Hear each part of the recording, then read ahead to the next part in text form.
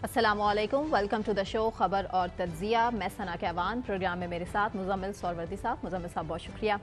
नाज़रीन, प्रोग्राम का आगाज़ इस टाइम अदलिया में एजेंसीज की मुदाखलत के हवाले से एक बड़ा फैसला आ चुका है लाहौर हाई कोर्ट का, और लाहौर हाई कोर्ट ने 5 SOPs इस हवाले से जारी कर दिए हैं। किसी किस्म की मुदाखलत नहीं बर्दाश्त की जाएगी। अब देखना यही है कि इन SOPs पर अमल होगा भी या नहीं। मुजम्मिल साहब, आपका एनालिसिस इस हवाले से। जस्टिस शाहिद करीम ने अदलिया में मुदाखलत के हवाले से 5 SOPs जारी किए हैं, लेकिन ये इंतहाई सख्त किस्म के SOPs हैं, रिकॉर्डिंग्स भी होंगी। अब नहीं, मेरा नहीं ख्याल कोई सख्त किस्म के SOPs हैं, मैं आपसे मुत्तफिक नहीं हूँ। देखिए उन्होंने क्या कहा है, उन्होंने कहा है कि जी वज़ीर आज़म ऑफिस से कहा है कि IB और ISI और तमाम सिविल और मिलिट्री एजेंसियों को हिदायत दें कि वो आला अदलिया और माताहत अदलिया के किसी जज को अप्रोच ना करें। जी, आपका ख्याल है पहले वज़ीर आज़म ने ये हिदायत दी हुई है कि अप्रोच करें? वज़ीर आज़म साहब के पास ये हिदायत पहले से मौजूद है, ये SOPs कोई नए नहीं है। अगर आप इस तरफ इशारा कर रहे हैं, हिदायत है ही नहीं। मेरा मतलब है आप कोई ना पहले अप्रोच करने की हिदायत है, ना अप्रोच ना करने की हिदायत है, और ऐसे काम हिदायत के मोहताज नहीं होते। पहली बात आप ये समझें, टू बी वेरी फ्रैंक। और दूसरी बात ये है कि अगर कभी अप्रोच किया भी जाता है तो उसका सबूत नहीं होता अदलिया के पास। मतलब बात हे से में ज़रूर होती है कि जो मुझसे ISI के एक बंदे ने मिलने की कोशिश की, ना उसका नाम होता है, ना उसका पता होता है, ना उसका नंबर होता है जज के पास, और वो फ़ोन के अलावा आपके सामने हाजिर भी हो जाते हैं। नहीं पता नहीं उसका असल नाम से आता है या नहीं आता है ना। आप मेरी बात समझिए। ये इसी तरह जो 6 जजेस ने इस्लामाबाद हाई कोर्ट के भी लिखा, उसका भी उनमें भी कोई सबूत नहीं है किसी चीज़ का, इल्ज़ाम है। मैं ये समझता हूँ कि ये भी जो उन्होंने हिदायत जारी की है, एक लेटर जारी भी कर दें तो इस खत में बाकायदा तौर पर उन्होंने अपनी एग्जाम्पल्स कोट करके, उनका क्या सबूत है मुबैना, उनका क्या सबूत है? मतलब ये ऐसे ही है जैसे मुझे आज ISI के अफसर ने फ़ोन करके कहा आपने प्रोग्राम में इस टॉपिक पर डिस्कस नहीं करना। मेरे पास उसका क्या सबूत है? मैं कह ही रहा हूँ ना, उनके पास है कि घरों के कैमरों, घर के कमरों, पता नहीं किसने लगाए हैं वो कैमरे। ये क्या सबूत है कि वो ISI नहीं या किसी एजेंसी ने लगाए हैं? हमारे मुल्क के जजेस का ये हाल है। मेरी और आपकी सिक्योरिटी तो हवा में ना। ये चीजें इसीलिए इन्वेस्टिगेट होके प्रूव नहीं हो सकती। मैं आपको ये बात कह रहा हूँ जी। अब उन्होंने कहा है कि पहली बात तो ये है कि अगर प्राइम मिनिस्टर ऐसा एक नोटिफिकेशन जारी भी कर देते हैं तो इसकी हैसियत सेरेमोनियल है। करेंगे? हाँ, कर देंगे। सेरेमोनियल है कि कोई राब्ता ना करे, लेकिन ये सेरेमोनियल है। मेरा नहीं ख्याल इसके नतीजे में कोई तब्दीली मुमकिन है, अमल दरामद नहीं तब्दीली मुमकिन है, मैं समझता हूँ। दूसरा उन्होंने कहा IG पंजाब जो है वो अपने माताहत अफसरों को अदलिया में मुदाखलत से रोकने के लिए हिदायत जारी करें। जज से दूर रहें, पुलिस दूर रहेंगे जी, कोई मुदाखलत नहीं करेगा। और इंसदाद दहशतगर्दी अदालतों की सिक्योरिटी के हवाले से अगर कोई हिफाजती इक़दामात करने हैं तो जज से मुशावरत और इत्तफाक राय के बगैर नहीं हो सकते। अच्छा, अब वैसे भी जो अदालतों की सिक्योरिटी है वो जजेस की ही डोमेन है। मतलब आप जजेस की ही मर्जी से अदालतों की सिक्योरिटी की जाती है। लाहौर हाई कोर्ट की सिक्योरिटी चीफ जस्टिस की मर्जी से, सेशन जजेस की मर्जी से। लेकिन अगर इसके बाद अब उन्होंने ये कहा है कि जजेस की मर्जी के बगैर सिक्योरिटी ना करें, तो कल को कोई वाकया हो गया तो जिम्मेदार भी तो जज ही होगा।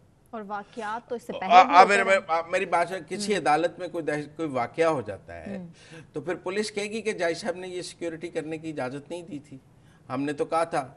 हालांकि मैं ये समझता हूँ कि ये गलत हदायत है। ये जो कानून नाफिज करना है, अमन व अमान कायम करना है, सिक्योरिटी करनी है, ये जजेस का काम नहीं है। ये कानून नाफिज करने वाले इदारों का काम है। जजेस को ये काम अपने हाथ में नहीं लेना चाहिए। मतलब अगर कहीं दहशतगर्दी का ख़तरा है, कहीं कोई थ्रेट है, तो उसका एक्शन लेना कानून नाफिज करने वाले इदारों का काम है, जज का काम नहीं है। जज के पास ना फोर्स है, वो जाकर जज को कहेंगे कि जी कल यहाँ बम धमाके का ख़तरा है। जज क्या कहेगा नहीं, आप अदालतें खोल दें, सब रास्ते खुले रखें, होता है तो होने दें। अच्छा, अगले दिन बम धमाका हो जाएगा, वो कहेंगे हमने तो जज साहब को बता दिया था और हो गया। वो कहेंगे जी कल यहाँ बड़ी खुद को दहशतगर्दी का ख़तरा है। जज साहब कहेंगे मैं नहीं मानता, आप करने दें जो होना है। अगले दिन हो जाएगा तो हम क्या जज साहब को गिरफ्तार कर लेंगे कि आपको बताया था कि दहशतगर्दी होने लगी है पर आपने कहा मैं नहीं मानता, तो इस वजह से इतना नुकसान हो गया, फिर पर्चा जज साहब पे होगा। इसके तो फिर बहुत से एंगल्स हैं, बहुत से। अच्छा, उसी तरह उन्होंने ये कहा है कि हाई कोर्ट ने कहा है कि जो दहशतगर्दी की अदालतों के जज हैं वो अपने मोबाइल में हर कॉल को रिकॉर्ड करें। हाँ जी, ये और पंजाब की इंसदादगर्दी की अदालतें 9 मई के केसों का तरजीह बुनियादों पर फैसला करें। देखिए मैं आपको एक बात बताऊं, अगर वो हर कॉल रिकॉर्ड भी कर रहे हैं, फर्ज कर लें जज साहब को एक फ़ोन आया, उसने कहा कि मैं इंटेलिजेंस एजेंसी से बात कर रहा हूँ और जज साहब आप इस मुकदमे का ऐसे फैसला कर दें। जज साहब ने रिकॉर्ड कर ली। अच्छा, जज साहब वो रिकॉर्डिंग पेश कर देंगे। वो जिसने कॉल किया वो कहाँ से आएगा, उसका फोरेंसिक कैसे होगा और कैसे साबित होगा कि वो कॉल करने वाला वाकई इंटेलिजेंस एजेंसी का था या फेक कॉल थी।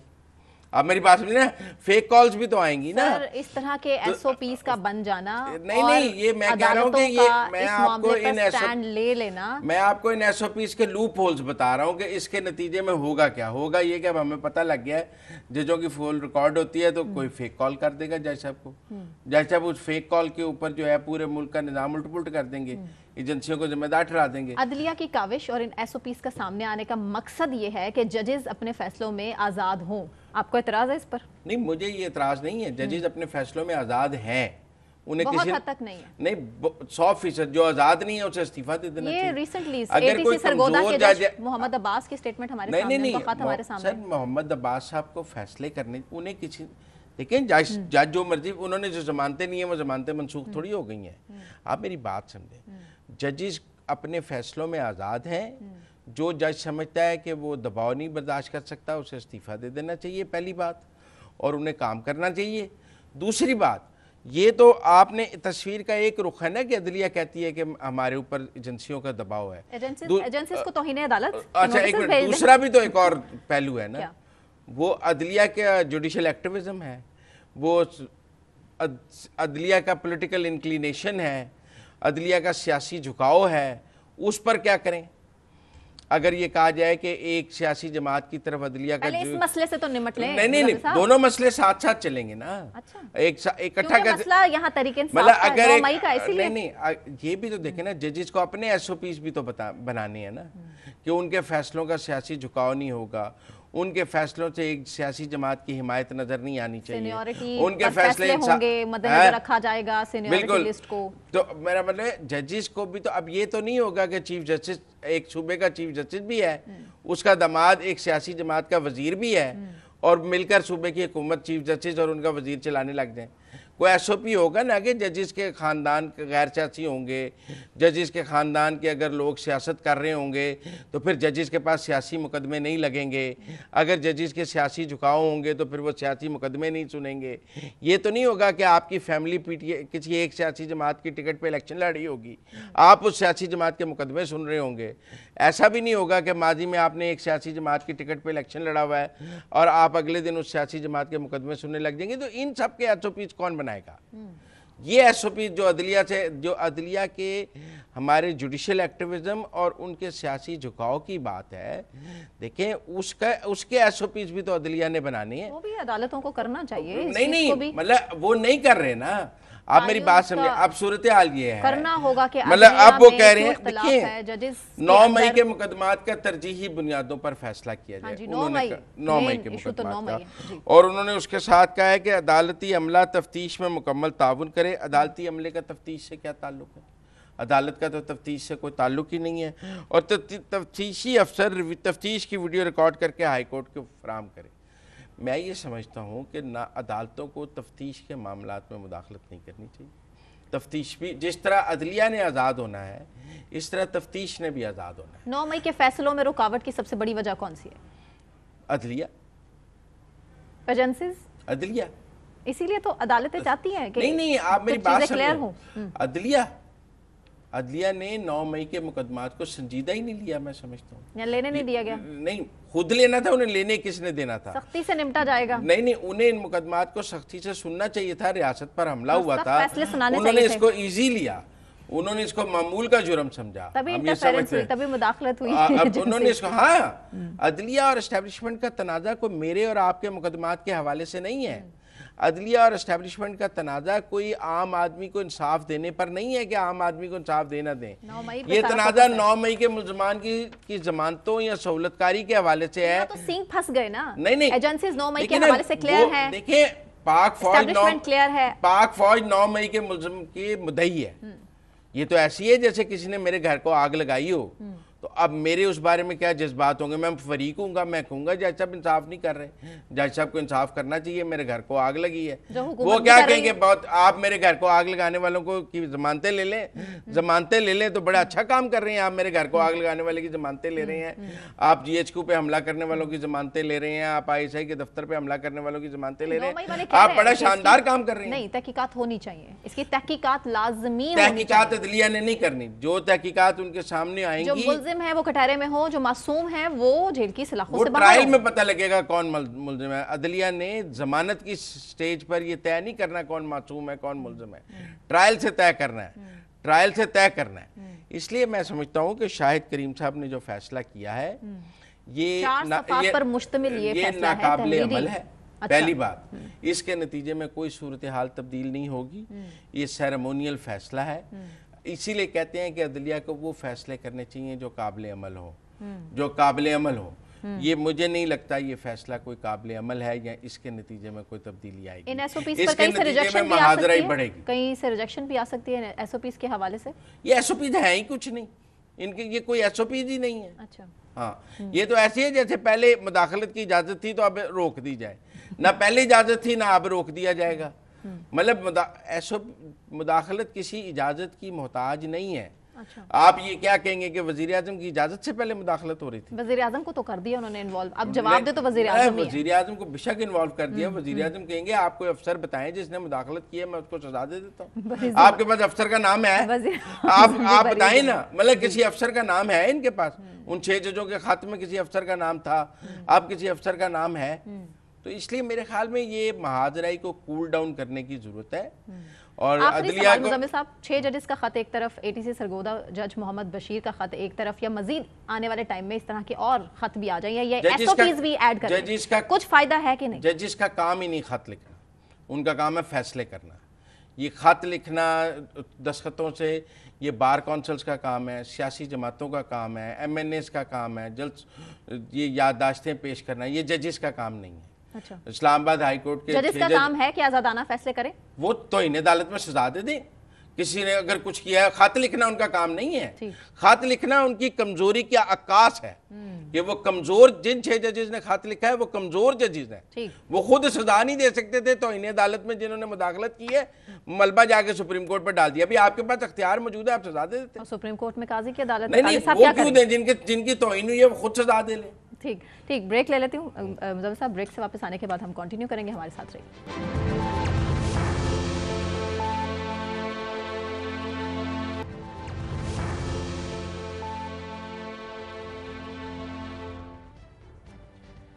वेलकम बैक नाजरीन। बात स्पीकर पंजाब असम्बली की मलिक मोहम्मद अहमद खान, जिन्होंने जुमे को वज़ीर आला पंजाब मरियम नवाज की तकरीर में खलल डालने वाले अपोजिशन के अरकान की रुकनीत को मुअत्तल कर दिया है। इस पर हम बात करेंगे। हमारे साथ मौजूद हैं कायदे हिज़्ब इख्तिलाफ पंजाब असम्बली मलिक अहमद खान बुचर साहब। मलिक अहमद साहब, thank you so much for joining us. लेकिन आपके पास आने से पहले हम वो शॉर्ट सुनवाना चाह रहे हैं अपने नाजरीन को स्पीकर पंजाब असम्बली का, जिसमें उन्होंने कुछ एतराज़ात हैं और जो कवायद की खिलाफ वर्जी की गई उस हवाले से उन्होंने एक्सप्लेन किया है। जी, ये जगह जिसको हम असम्बली या पार्लिमान कहते हैं, ये जगह अहले हलो अक्द की जगह है। पहले सिर्फ शोर शराबे की हद तक होती थी, अब नंगी गलीज माँ बहन की गालियों तक पहुंच गई है। जो लोगों की बीवियों के नाम लेकर उनके ऊपर बात करेगा, भले से वो कोई गवर्नमेंट पार्टी से होगा, भले से कोई अपोजिशन पार्टी, अगर कोई ऑब्स्ट्रक्ट करेगा प्रोसीडिंग्स को, तो स्पीकर के पास ये इख्तियार है कि स्पीकर उन मेंबर्स को बार कर सकते हैं। जी, मलिक अहमद साहब, आपने सुना स्पीकर पंजाब असम्बली के हवाले से उन्होंने कहा कि जो गैर पार्लिमानी जबान इस्तेमाल की गई वो एक्सेप्टेबल नहीं है। क्या कहेंगे इस पर? देखिए जी, बात ये है कि मलिक साहब, मुझे नहीं समझ आती कि कल के वाक़यात के बाद वो इतने एंगर क्यों हो गए हैं। अब मैं तो इस वक्त भी बैठा हूँ जो असम्बली के दरवाजे पे और आपका प्रोग्राम रिकॉर्ड करवा रहा हूँ। सारा दिन हम बैठे रहे हैं, हमारी गाड़ियों को बाहर खड़ा किया गया, अंदर नहीं दाखिल होने दिया गया। और कल का जो वाक़या है जी, हमने एहतजाज किया है और एहतजाज करना हर जमात का हक है। और उस एहतजाज में आप लोग ये देखें कि देखें उसमें हमने कहा क्या है। मैंडेट चोर नवाज शरीफ को हर को कहता है, और टिकटॉकर चीफ मिनिस्टर हर को कहता है। अब अगर ये मलिक साहब का ख्याल हो कि कस्टोडियन ऑफ द हाउस हैं वो, कि मोहतरमा आएँ और हम उसके आगे बैठ जाएं और जो वो फरमाती जाएं तो हम सुनते जाएं, तो ये तो मुमकिन ही नहीं है जनाब। बाकी उन्होंने अपनी ताकत का इस्तेमाल किया है, उन्होंने अपने रूल्स का इस्तेमाल नहीं किया। इससे बड़े बड़े वाक़यात भी असम्बली में हो चुके हैं, कुर्सियाँ भी चली हैं, सब कुछ हुआ है। इन्होंने खुद चौधरी परवेज़ इलाही साहब जब स्पीकर थे तो एक इजलास में उन्होंने मेज़ें तक तोड़ दी थी। तो मैं ये समझता हूँ कि उन्होंने अपने अख्तियारात का इस्तेमाल किया, ठीक है। उन्होंने खुशनुदी हासिल करनी थी उस चीफ मिनिस्टर साहबा की। मलिक साहब वो कह रहे हैं, मेरा नहीं ख्याल कि कोई ऐसी बात कल हुई है। मलिक साहब वो कह रहे हैं आप लोगों ने माँ बहन की गालियाँ दी हैं। सर नहीं, मैंने ऐसी कोई गाली नहीं सुनी। देखें, अगर कोई ऐसी बात होती तो डेफिनेटली ये चलाते। अब वो चूँकि एक वन वे वो चला रहे हैं, उस पर उनका बेसिकली उनका जो है ना जी, मेरे ख्याल में उनका जो व्यू पॉइंट है वो ये है कि उन पर प्रेशर है, और प्रेशर था उनका मोहतरमा का, चूँकि मोहतरमा फान 47 की हैं सीएम, तो उनको ये उम्मीद नहीं थी कि कोई उनके आगे बोलेगा। तो अपोजिशन का हक है एहतजाज करना, हमने हक अपने इस्तेमाल किया है। उसमें भले हमारे मेंबर वो अपना सस्पेंड कर दें, ये वो और भी कर सकते हैं, पूरी अपोजिशन को सस्पेंड कर दें, तो अपनी कार्रवाई चलाते हैं। अरकान की जानिब से गंदी जबान का इस्तेमाल भी किया गया है, ये इल्ज़ामात हैं स्पीकर पंजाब असम्बली की तरफ से भी, जो ये कह रहे हैं इसीलिए रुकनियत मुअत्तल की गई है। It should not be allowed. देखिए, मैं पहले भी असम्बली में, वो भी रह चुके हैं, मैं भी रह चुका हूँ। उसका तरीका ये होता है कि कम से कम आप किसी को आप उनकी वीडियो सुनाते, उनको बुलाते, शो का नोटिस होता। अब इतने एंगर में वो आ गए थे कि जिस तरह को किसी शहनशाह के शान में को गुस्ताखी हो गई है।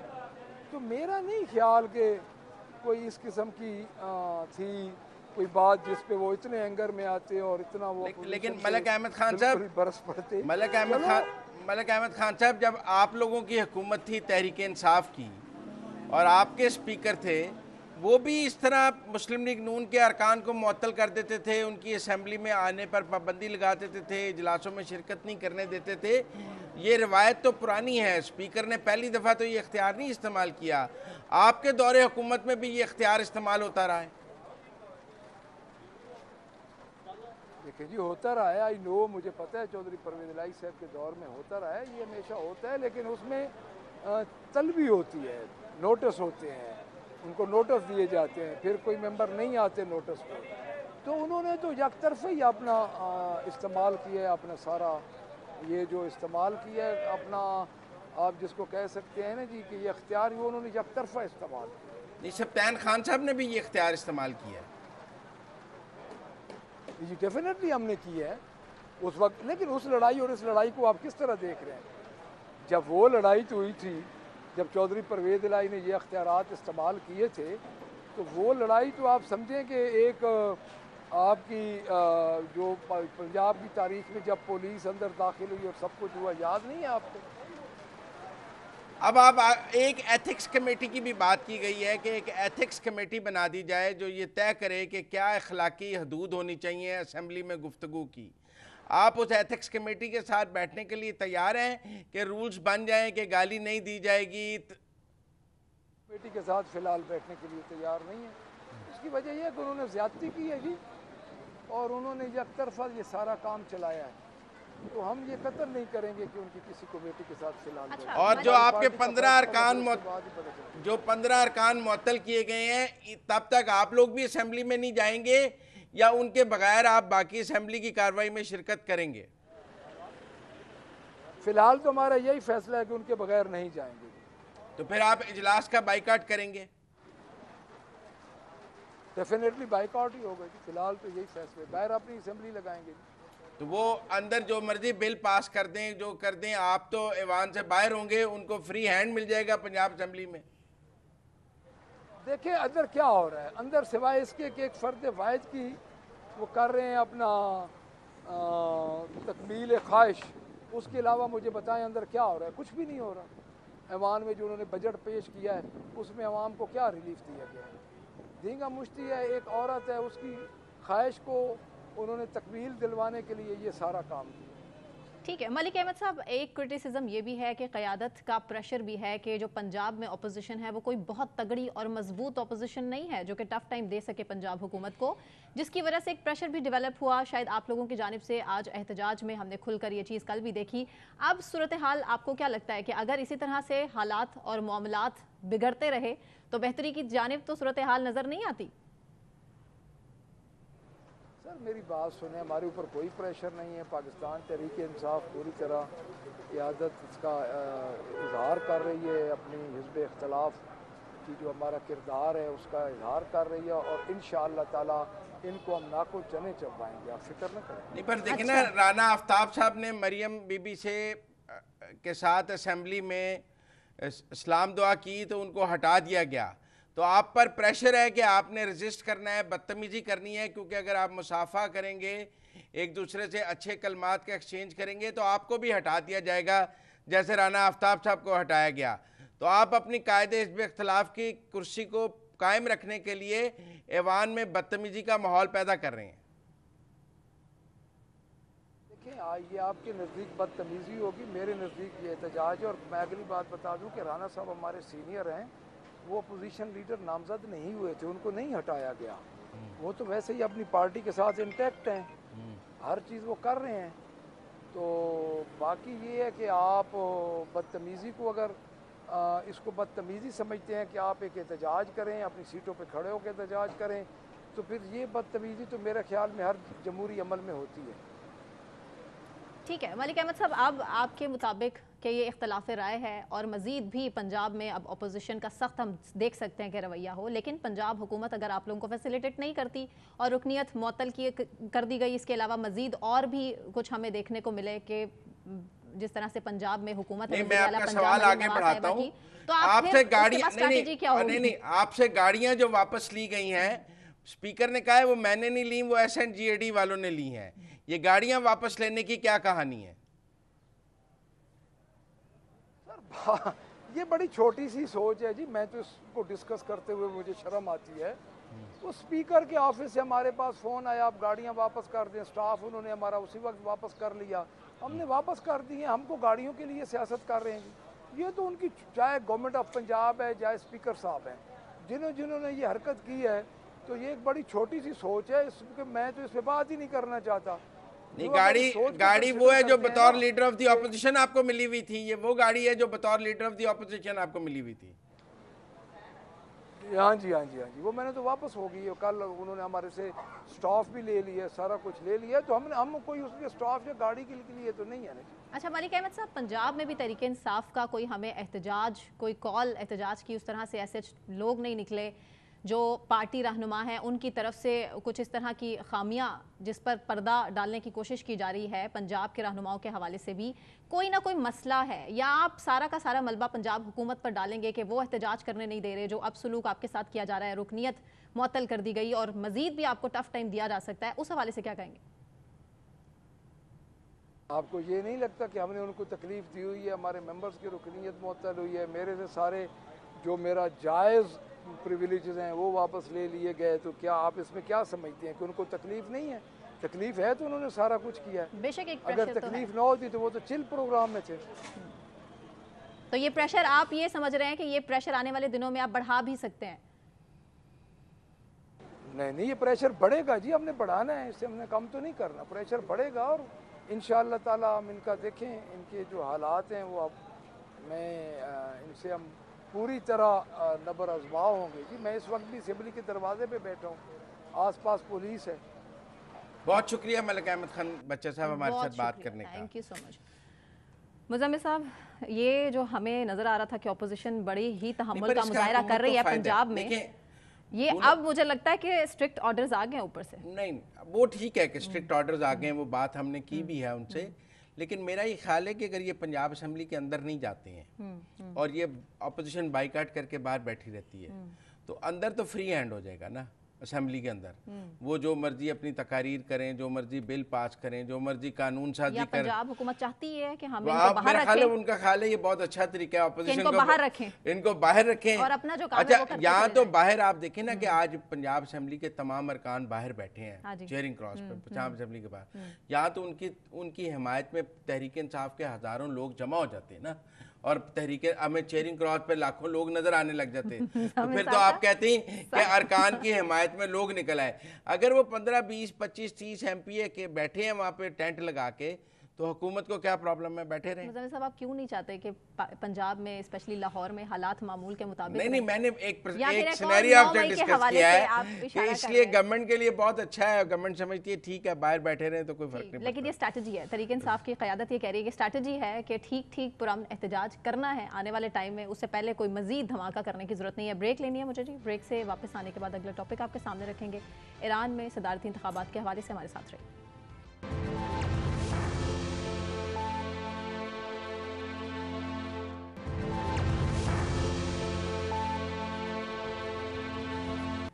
वेलकम बैक नाजरीन, और अब बात करेंगे हम ईरानी इंतखाबात के हवाले से। सदारती इंतखाबात जो कि साबिक सदर इब्राहिम रईसी के गुज़श्ता माह 19 मई को एक हेलीकॉप्टर हादसे के बाद मुनक़िद किए गए हैं ईरान में, और सूरत हाल यह है कि क़दामत पसंद सईद जलीली हैं और उनके दरमियान मुकाबला है इस्लाह पसंद मसूद पज़ेश्कियान के दरमियान। देखना ये होगा कि किसके हक़ में ज़्यादा वोट या फिर दूसरा दौर भी हो सकता है। हमारे साथ मौजूद हैं तेहरान से जर्नलिस्ट हैं डॉक्टर राशिद नकवी साहब। राशिद नकवी साहब, बहुत शुक्रिया, thank you so much for your time. Muzammil Suhrawardy साहब मेरे साथ मौजूद हैं स्टूडियोज में। डॉक्टर राशिद नकवी साहब, पहला सवाल जो इस सब पे आ रहा है। वालेकुम सलाम जी, बहुत शुक्रिया।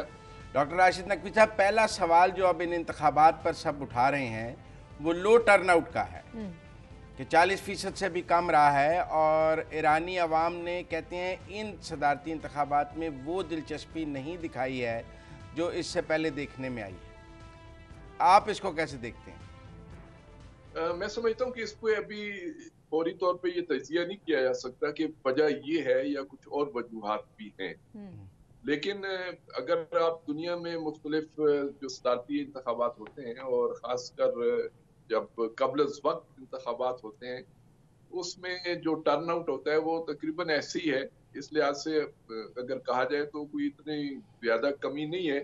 लेकिन ईरान का जो साबिका रहा है, माजी में हमेशा लोगों ने बड़े बढ़ चढ़ कर वोट कास्ट किया है, तो मुमकिन है ये पहले मरहले में आपको इस तरह की सूरत हाल नज़र आ रही हो, क्योंकि थोड़ा सा कंफ्यूज थी सूरत हाल के 4 कैंडिडेट्स हैं और चारों मुख्तलिफ तरह के मिजाज के लोग थे।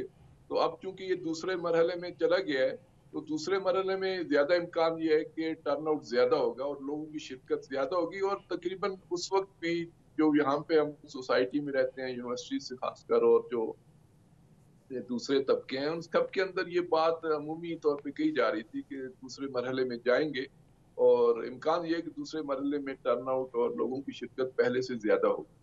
लेकिन ईरानी सदारती इंतखाबात में दूसरा मरहला भी मामूल की बात है, अक्सर ही दूसरे मरहले में इंतखाब चला जाता है।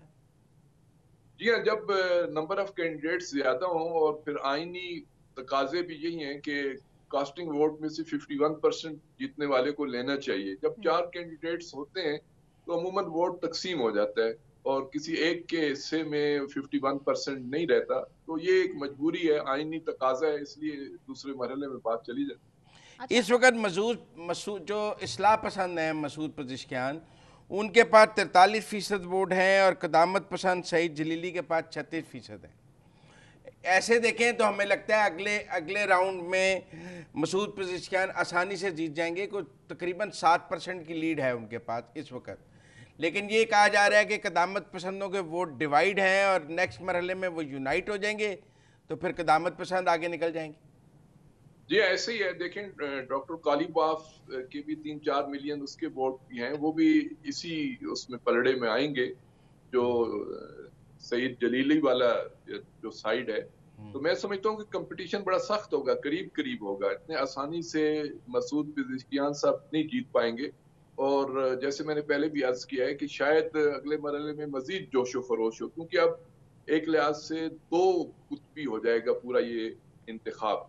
कि एक तरफ इस्लाह पसंद और एक तरफ जो है वो बकौल आपके यहाँ पे तो ये इस्तेलाह इस्तेमाल नहीं होती, लेकिन ये रिफॉर्मिस्ट हों या फंडामेंटलिस्ट हों या जो भी इस्तेलाह आप कहते हैं, दाएं बाएं वाली भी इस्तेलाह यहाँ पे नहीं चलती। यहाँ पे तो कुछ और असूल गिरा और इस्लाह पसंद की इस्तेलाह चलती है।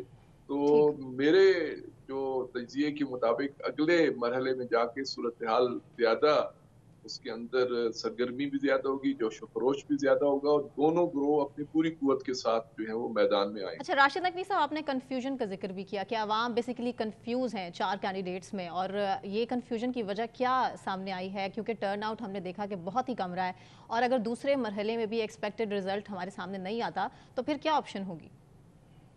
नहीं, कंफ्यूज से मेरे मुराद ये थी कि बिलाखिर 4 कैंडिडेट्स हैं, 2 से 3 एक तरह के मिजाज के हैं, एक इस तरह के मिजाज है, और लोगों को अंदाजा हो गया था कि जिस अंदाज से, क्योंकि कुछ इलाकाई वोट्स भी होते हैं, कुछ उनकी साबिका कारकर्दगी की बुनियाद पे तो वोट तो तकसीम होना था।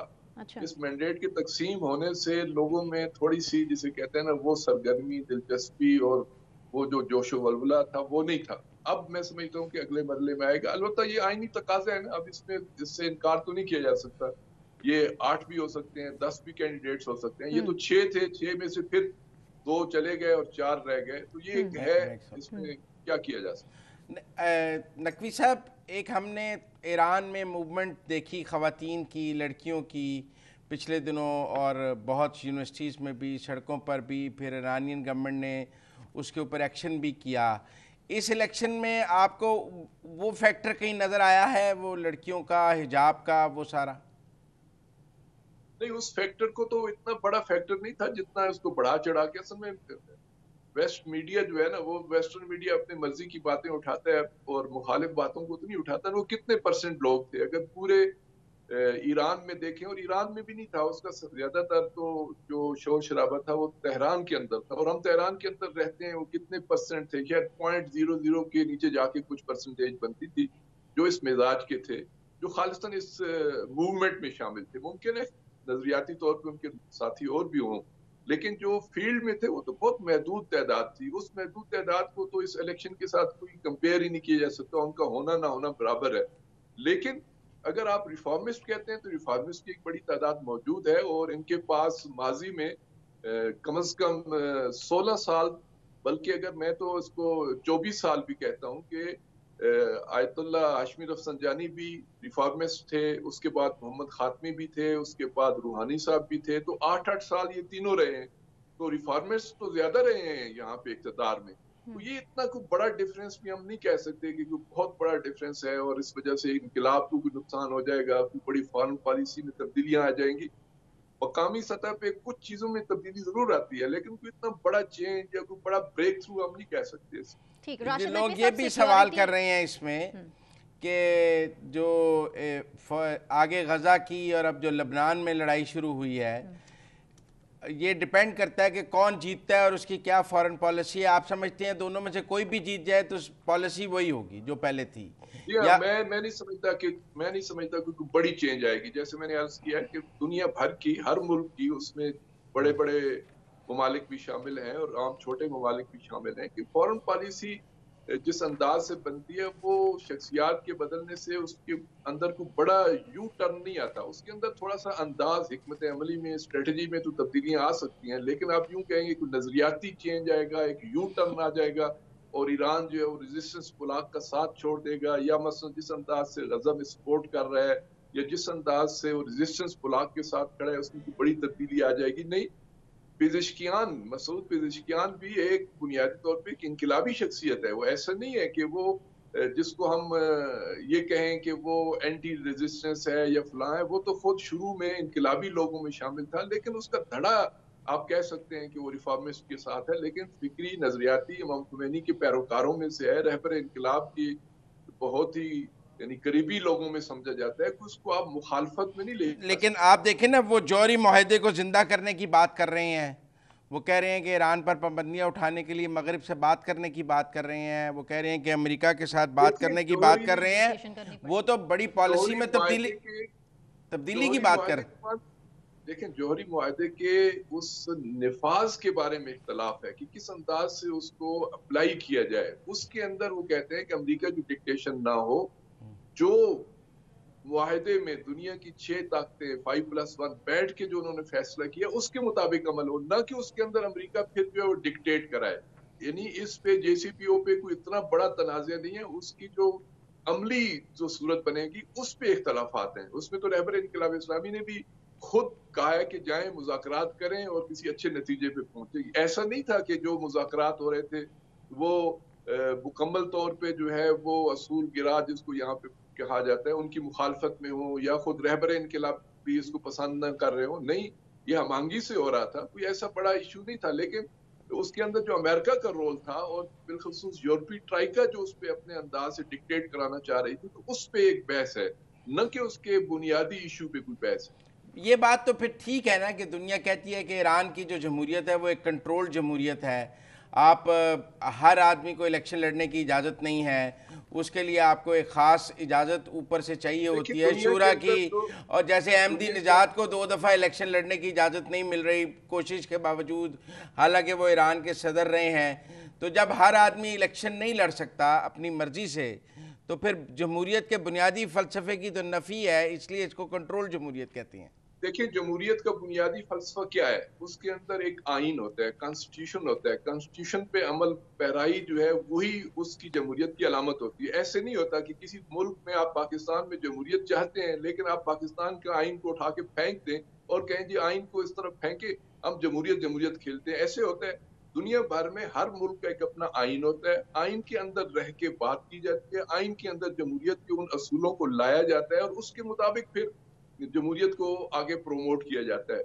मुश्किल ये है कि लोग ईरान के आइन को नहीं समझते, नहीं पढ़ते और अपनी तरफ से बाहर से बैठ के वेस्ट ने मीडिया के अंदर जो कह दिया, वहाँ के थिंक टैंक्स जो उल्टी सीधी बात बगैर तहकीक के कह देते हैं, उसको हम जो है वो खासकर हम जो तीसरी दुनिया वाले, हमारी तो आदत है कि हम तो वेस्ट को देख के जो है ना अपने फैसले करते हैं। अगर आइन के मुताबिक कोई चीज हो रही है, और आइन भी आज का नहीं बना हुआ, 45 साल पहले का बना हुआ। चले आखिरी सवाल है मेरे पास, 1 मिनट है। आपका तजिए में मसूद पज़ेश्कियान या सईद जलीली, आपसे अगर पूछे तो आप ज्यादा चांस किसका देख रहे हैं?